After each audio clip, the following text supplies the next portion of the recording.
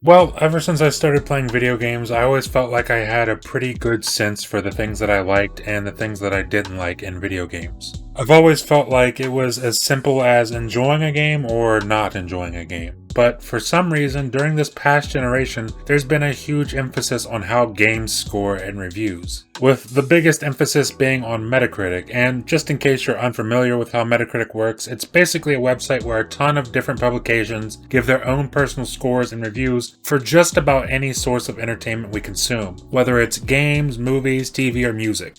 Now obviously in the case of this video we'll be sticking more to the video game side of Metacritic, and the reason I decided to make this video is to basically ask the question to anyone watching: do Metacritic scores affect your enjoyment of a game? And along with asking this question to all of you, I figured I'd give my thoughts and opinions on the matter as well. So let's get started.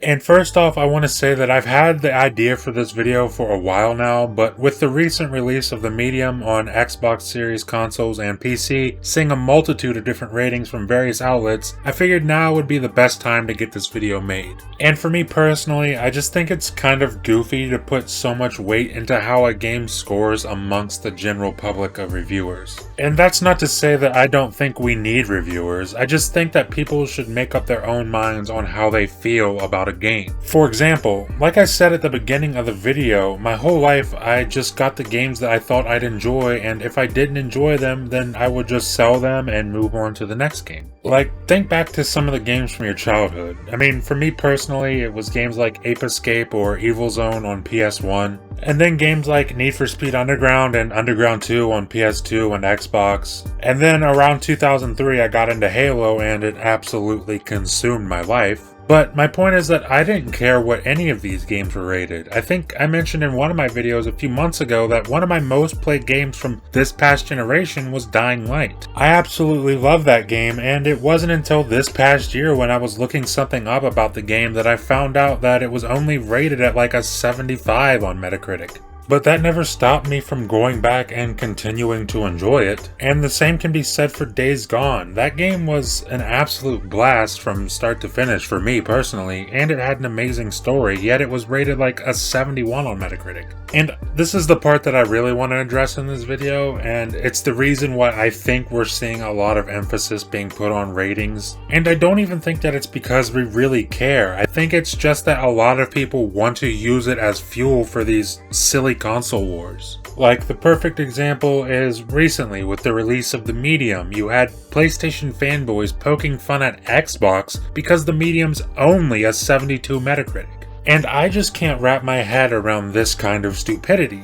First of all, who cares what the game is rated? Second of all, why is it Xbox's fault? It's not a first-party game. It's a third-party game, and not only is it a third-party game, but it's an independent AA third-party game. And I just can't fathom how any of these PlayStation fanboys can hold that against Xbox, because what happens when it comes to PS5 next year? Because it's probably going to. Are you still going to be clowning on it when it comes to PS5? Because I doubt it. And it's the exact same shit that Xbox fanboys were doing with Godfall, albeit, unlike the Medium, Godfall is a third-party game from a AAA studio, so it's not entirely the same, but my point still stands. You had people making fun of the PS5 because Godfall was rated at like a 60 Metacritic, but how is it PlayStation's fault? They didn't make the game. And like I said, this just goes into, well, I personally believe that this goes into this weird console war stuff. But I've already given my opinions on console wars, and I think 2 separate videos on this channel, so I'm not even gonna dive any further into that. But my point with this video is that if you're really playing games and enjoying yourself, then why does it matter if a game scored poorly on Metacritic or any other review site? Surely your own opinion should be the only opinion you're concerned with, right?